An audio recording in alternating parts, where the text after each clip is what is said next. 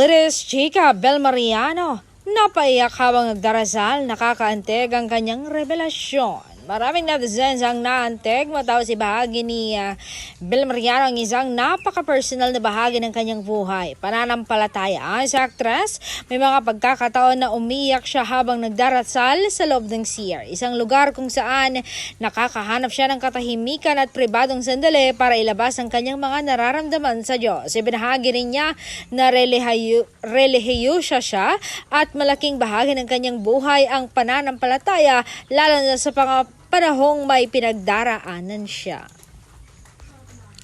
Dahil sa kanyang tapat na pag-amin, maraming netizens ang nakaka-relate. May ilan na nagsabing ganoon din ang ginagawa nila kapag mabigat ang kanilang dinadala. Ang mga magdasal at umiyak ng tahimik habang humihingi ng lakas at gabay. Para sa marami, ang kwento ni Bel ay paalala na normal lang ang umiyak at hindi na senyales ng kahinaan. Minsan ang pagluha ay bahagi ng paghilom. Ang pananalangin ang magbibigay ng pag-asa sa gitna ng pagsubok. Sa kabila ng iba't ibang hamon sa buhay, patuloy na pinipili ni Bel ang manalig at maging matatag. Isang simpleng kwento pero maraming puso ang naantig.